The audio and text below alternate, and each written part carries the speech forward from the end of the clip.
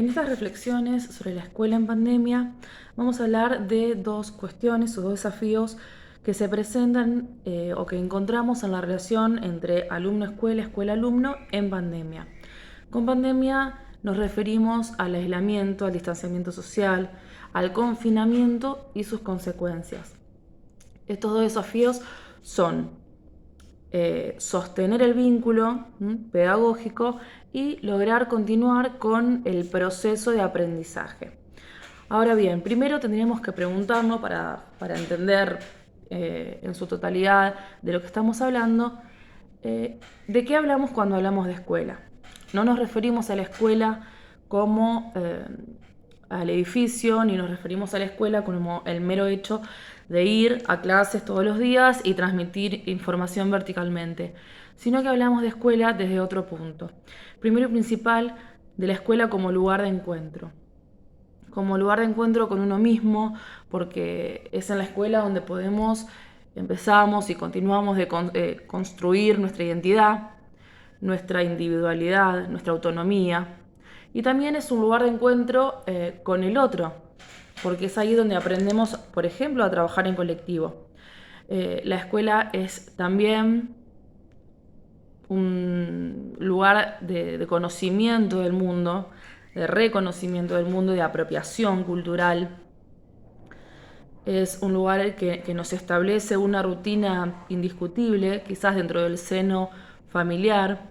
Y la escuela es también percibido por nosotros como un lugar seguro y por muchos hasta como un refugio. Entonces, ¿qué pasa? Surge esta situación que nos obliga a buscar otro lugar de encuentro. Nos obliga a aprender a vincularnos, a relacionarnos y a contactarnos de otra manera y pasar a un escenario que va a ser el escenario digital. Nos vamos a valer de la virtualidad. Como decía Tonucci en una conferencia del año pasado con el entonces ministro de Educación Trota, los docentes nos ayudan a transitar o atravesar este momento tan difícil desde otra manera de estar presente. Entonces acá surge la pregunta, ¿cómo estar presente? ¿Cómo construir presencialidad en la educación a distancia? Porque sí, el contacto está, el alumno o el compañero o el docente está del otro lado de la pantalla. Entonces hay que hacer una diferencia entre lo que sería la asistencia, asistir a la clase, y el estar presente, formar parte de la clase. Para lograr esta presencialidad, para lograr este estar presente, que no sea una mera asistencia, una de las cosas fundamentales o la más importante que hay que potenciar es el diálogo.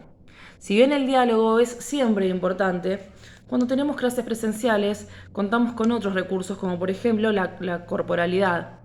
En la virtualidad no la tenemos, por ende potenciar el diálogo es fundamental. También debemos potenciar el incentivo o la motivación al niño.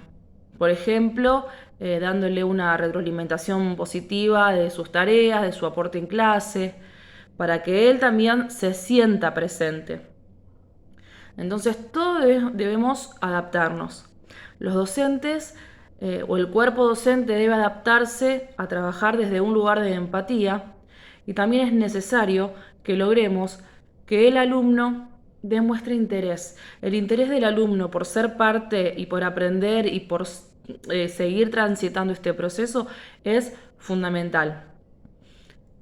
Ahora, hablar de que el alumno tiene que tener un interés a veces suena un poco utópico si nos ponemos a mirar la realidad que nos atraviesa, ¿no? Porque tanto en la Argentina como en muchos otros países del mundo hay una gran parte de los chicos que quedan por fuera del sistema. Hay muchos chicos a los cuales el derecho a la educación les es negado. Pero bueno, también hay otra parte de los chicos que sí tienen acceso a la virtualidad, por ejemplo, que sí podrían continuar con este proceso, continuar con el vínculo. De todas maneras, las condiciones no siempre son óptimas y se presentan otras dificultades, porque no para todos el estar en casa es lo mismo. Esa es una cuestión sin la cual no podemos encarar ningún tipo de proyecto, ningún tipo de mejora, ni nada. El estar en casa no es para todos lo mismo. Hay niños cuyos padres, por ejemplo, son esenciales y tienen que seguir trabajando como siempre o aún más. Entonces, por ahí tienen los recursos económicos o materiales como para continuar con las clases, pero no cuentan con tanto tiempo de sus padres y a la vez tienen la ausencia del docente en presencia. Después tenemos chicos que necesitan ir a la escuela no solo a clases, sino también a comer. Hay chicos que necesitan ir a la escuela no solo para ir a la escuela, sino también para salir de sus casas, porque por ahí dentro de sus hogares están en peligro de sufrir, por ejemplo, violencia.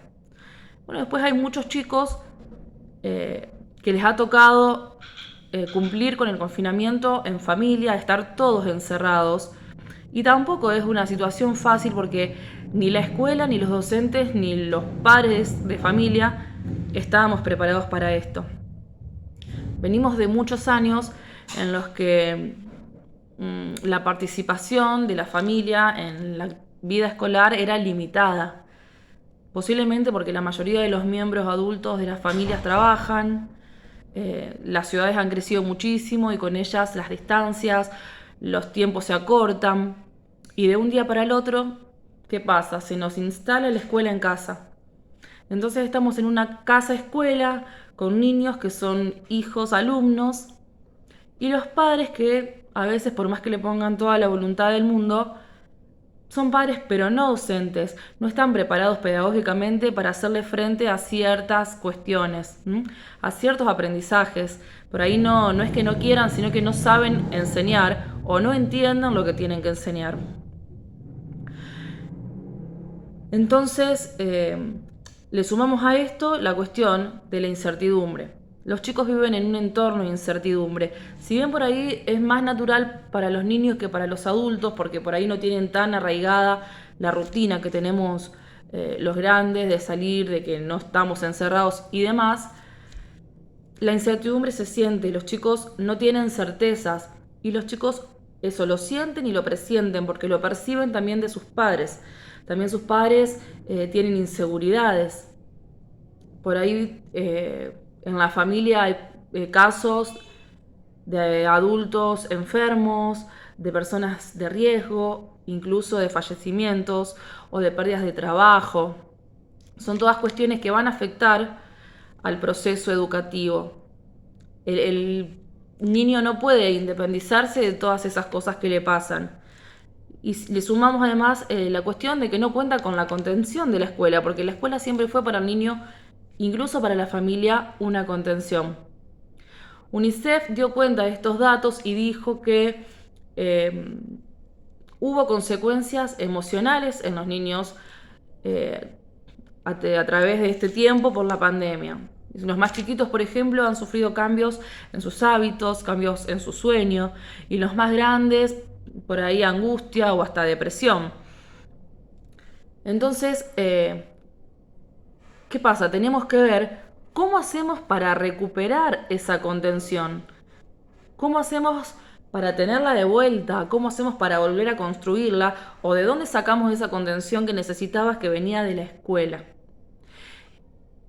Esta contención solo puede darse si hay un vínculo.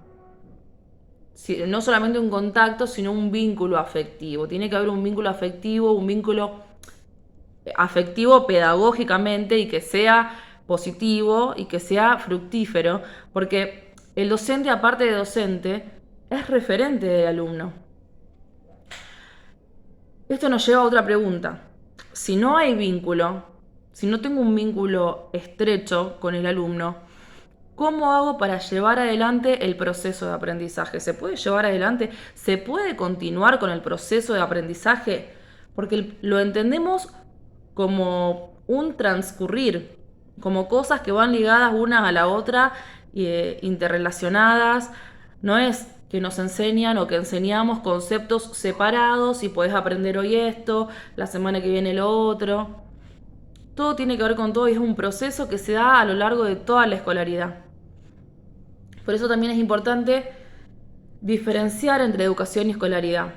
La virtualidad nos da la posibilidad de continuar con la escolaridad de una manera a distancia, ¿verdad? O sea, se continúa con la asistencia, el chico se conecta a la reunión, el docente le envía las tareas, le envía la información que le tenga que enviar, pero es necesario el vínculo para que la educación sea completa. Y estamos en una situación en la que el docente ya no cuenta más con 4 horas por día para enseñarle de distintas maneras lo que tiene que enseñarle al chico, para ver cómo el chico avanza, cada uno dentro del grupo, sino que cuenta con 4 horas por día, o no, por semana, con suerte, y en esas 4 horas tiene que lograr cumplir con lo académico y también tiene que lograr no cortar ese vínculo, sostener ese vínculo.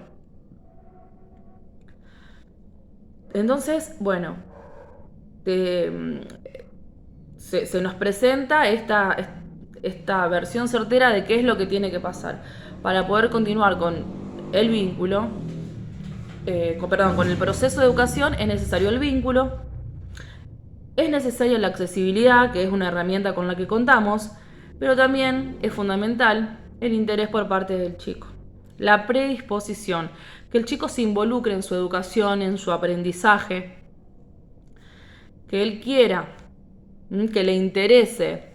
Pero ¿cómo logramos generar este interés en niños que, por ejemplo, nunca fueron a la escuela? Porque hay alumnos que han empezado primer grado este año o el año pasado. No saben lo que es involucrarse con el proceso de aprendizaje porque no han ido a clases. O niños que por ahí están en quinto, en sexto grado o en la secundaria, pero hace un año o un año y medio, o por ahí van a ser 2 años, sin clases. Entonces, ¿cómo se vuelve a conectar el niño con ese interés, con esas ganas de aprender? Porque hay que tener en cuenta que también se está compitiendo todo el tiempo contra otros factores. La virtualidad nos da la posibilidad del encuentro, pero también nos da una competencia, porque hay muchísima información, muchísimas cosas que son de interés del niño, del agrado del niño, que lo entretienen mucho más y que compiten con el hecho de que el niño vaya a leer un libro, a hacer una tarea, a querer aprender o interesarse por tal cuestión matemática o de la ciencia o de la historia. Cuesta mucho más captar esa atención. Y una de las cosas que tenemos o tendríamos que hacer para lograr captar esa atención es generar o regenerar el sentido de pertenencia. El sentido de pertenencia es fundamental en la persona, en todos los ambientes, en todos los aspectos. Pero, por ejemplo, nosotros podemos decir con un sentimiento de pertenencia a mi escuela. Esa es mi escuela, con nostalgia. Ese es el patio de mi escuela, mi maestra. Este era mi salón. Los chicos que están atravesando en este momento la pandemia y la educación en pandemia quizás no pueden decirlo porque no nace en ellos, porque no lo viven. Entonces lo que tenemos que hacer es tratar de construir ese sentido de pertenencia. ¿Cómo? Tratando de hacer presencia a través de la virtualidad. Tratando de que el chico se sienta parte de la escuela, de su grupo, de su aula, aunque sea virtual, que se sienta partícipe, que se corra de la idea de que la educación en este momento es un caos, porque la mayoría lo siente así, como un caos, y que empiece a pensar en que tal vez no es un caos, sino que es una nueva normalidad. Todos debemos empezar a pensar que es una nueva normalidad. Y a partir de todo esto tratar de construirla y ordenarla. Ordenar una nueva normalidad para que el proceso de aprendizaje pueda seguir su curso, para que no se rompan los vínculos, para que se refuercen estos vínculos tan importantes para el niño, para su desarrollo académico. Y construir quizás una normalidad que puede llegar a acompañarnos varios años. Entonces queda la pregunta pendiente. Cuando termine la academia, ¿qué será la normalidad?